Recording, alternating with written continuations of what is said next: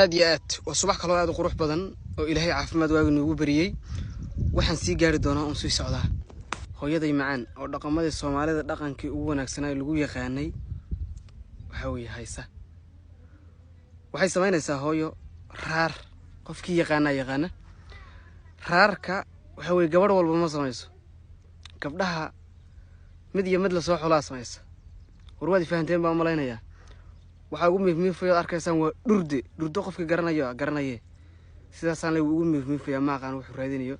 dhurduhu wuxuu cabaa dadka dhididkiisa u malayn qof kuleyl markuu joogo inta badan u imaada marka waxa way hadda waxa u tagi doonaa hooyo oo raar sameynaysa raarka sida loo sameeynaya rabaa inaan idin tuso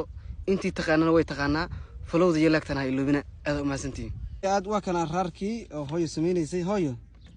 raarkan waxa way ma wareegba ma dadbinba ma korsaarba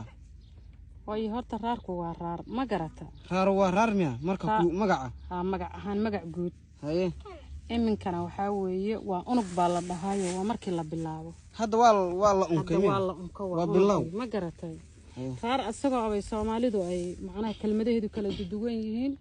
annagu hadaan reer waqooyi nahay ama nahay ogaadeeniyo waxaan dhahnaa raar raararku way magacyo badan yihiin waxaan dhahnaa wareeg waxaan dhahnaa dheegsaar waxaan dhahnaa cocub baan dhahnaa Soomaalidan reer barigaana waxay dhahaan korsaar iyo wareeg iyo dadbin intaasay dhahaan okay hadda kii dadbinta macnaha idinku reer bariga dadbinta u yaqaanaan annaguna aan cocubka u naqaano cocub baa la dhahaa haye hadda kan ma wareeg ba mise waa korsaar may waa dadbin laga rabaa dadbin oo annaguna aan dhahano cocub weey hadaan reer waqooyina ukaadi hooyo goormal wixii aw lagu dhigi jiray midabkii way u dhiman yihiin hooyo hadda waa unug Soomaali maxaa la jiray mariin baa la dhahaa hooyo hadda ka bacdi baa la mariima doonaa markii la dhameeyo ma la mariima mise maya markuu dhexda marahayo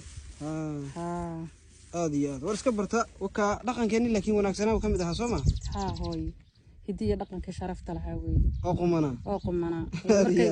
xilliyadii Soomaalida ay isku fiicnaayeen is jeclaayeen oo ayna wajiyada badan iyo khasaaraha ayna lahayn iyo qabiilkii balaayada guryaheeni quruxda badnaa weey la dhisan jiray hadda saxaabtii maxaa leedahay saxaabtana waxaan leenahay walaaltinimo ku soo dhawaad hidiya dhaqankeeni walaaltinimadeena inaan dib ugu noqono Soomaalinimada iyo midnimada inaan dib u soo celino laga faa'iideystay naga faa'iideystay